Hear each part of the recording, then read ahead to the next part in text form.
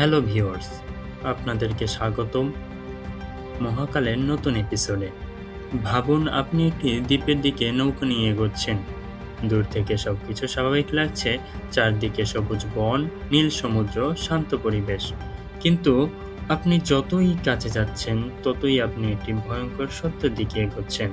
কারণ এই দ্বীপে এমন কিছু মানুষ বাস করে যারা আধুনিক সভ্যতার সাথে কোনো সম্পর্ক রাখতে চায় না।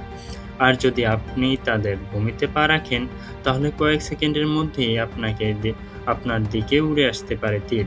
এটি হলো পৃথিবীর সবচেয়ে রহস্যময় এবং নিষিদ্ধ দ্বীপগুলোর একটি, যার নাম নর্থ সেন্টিনেল আইল্যান্ড, যার অবস্থান ভারতের আন্দামান দ্বীপপুঞ্জে।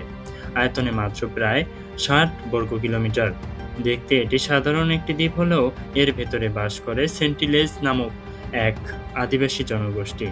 বিজ্ঞানীদের ধারণা তারা প্রায় 50 থেকে 60 বছর ধরে বাইরের পৃথিবী থেকে বিচ্ছিন্ন। যখন পৃথিবীর সভ্যতা তৈরি হচ্ছিল, সাম্রাজ্য ছিল পতন হচ্ছিল, তখনও তারা নিজেদের মতো করেই জীবন কাটাচ্ছিল। সবচেয়ে আশ্চর্যের বিষয় হলো আজ পর্যন্ত কেউ তাদের ভাষা বুঝতে পারেনি, তারা নিজেদের কি নামে ডাকে সেটাও জানা যায়নি।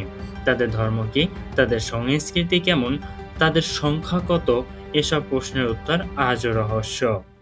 অনুমান করা হয় তাদের সংখ্যা 50 থেকে 200 জনের মধ্যে হতে পারে, কিন্তু নিশ্চিতভাবে কেউ জানে না, কারণ দ্বীপটির এত কাছে যাওয়া প্রায় অসম্ভব। 2004 সালে সুনামির পর অনেকে ভেবেছিল সেন্টিলেজ জনগোষ্ঠী হয়তো বিলুপ্ত হয়ে গেছে। ভারতীয় কর্তৃপক্ষ হেলিকপ্টার পাঠায় পরিস্থিতি দেখতে, কিন্তু যা ঘটেছিল তা সবাইকে অবাক করে দেয়। হেলিকপ্টার নিচে আসতেই এক সেন্টিলেজ ব্যক্তি তীর ধনুক নিয়ে সেটির দিকে আক্রমণ শুরু করে। এর অর্থ ছিল তারা জীবিত আছে এবং এখনও তাদের দ্বীপ রক্ষা করছে। আরও একটি ঘটনা ঘটে 2018 সালে।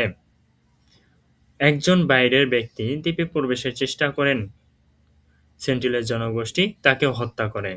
এরপর থেকে দ্বীপটিকে আরও কঠোরভাবে সুরক্ষিত করা হয়। ভারত সরকার এই দ্বীপের চারপাশে কয়েক কিলোমিটার এলাকায় প্রবেশ নিষিদ্ধ করেছে, কারণ শুধু বাইরের মানুষের জন্যই নয়, সেন্টিলেজদের জন্য এটি বিপজ্জনক। হাজার বছর ধরে বিচ্ছিন্ন থাকার কারণে সাধারণ রোগের বিরুদ্ধেও তাদের প্রতিরোধ ক্ষমতা কম হতে পারে। আজও নর্থ সেন্টিনেল আইল্যান্ড পৃথিবীর সবচেয়ে বড় জীবন্ত রহস্যগুলোর একটি। তারা কিভাবে জীবনযাপন করে, তাদের ইতিহাস কি, তাদের ভবিষ্যৎ কি, কেউ জানে না। হয়তো এই মুহূর্তেও তারা তাদের দ্বীপে আগুন জ্বালিয়ে বসে আছে। তাদের কি সম্পূর্ণ বিচ্ছিন্ন থাকতে দেওয়া উচিত, নাকি তাদের সম্পর্কে আরও জানার চেষ্টা করা উচিত? কমেন্টে জানান। আর মহাকালের সাথেই থাকুন, কারণ পৃথিবীর সবচেয়ে বড় রহস্যগুলো এখন উন্মোচন হয়নি।